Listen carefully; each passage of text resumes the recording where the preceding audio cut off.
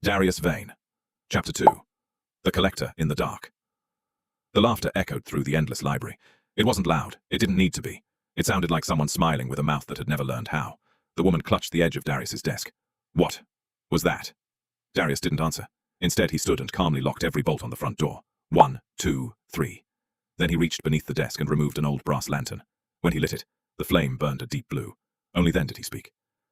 Stay beside the light, she frowned. Why? Because it can't count you if you're standing in it. Her face drained of color. It? Darius grabbed the massive black book and slid it into a leather satchel. I told you your son wasn't taken by a person. He looked toward the darkness between the towering shelves. He was taken by a collector. The whispering returned. Hundreds of books began sliding from their shelves without anyone touching them. One by one. They opened. Every page was blank, except for a single handwritten name. Different in every book. Thousands of names. People who had vanished without a trace. The woman searched desperately until she found one. Her son's. Tears filled her eyes. He's alive. Darius didn't look at her. No. Her hope shattered. Collectors don't kill. They preserve. Before she could ask what that meant, something moved between the shelves. Tall. Far too tall.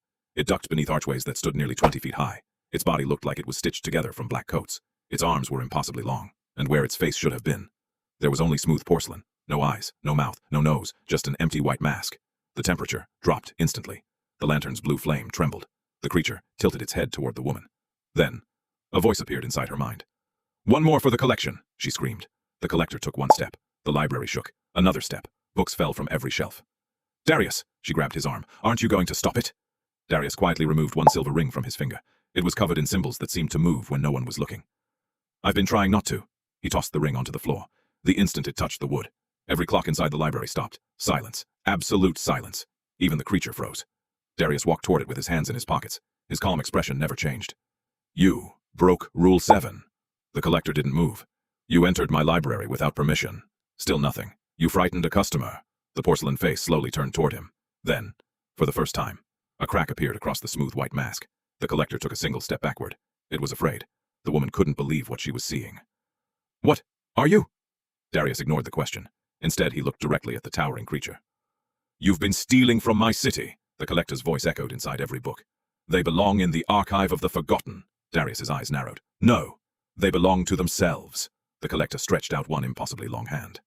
You cannot stop what is already catalogued. Darius smiled. It wasn't a friendly smile. It was the smile of someone who had just solved a puzzle. You're right. He reached into his coat. But I can rewrite the catalog. The collector's mask shattered. The library exploded into darkness. And somewhere beyond the shelves, something ancient whispered a single name. Darius Vane. We've finally found you.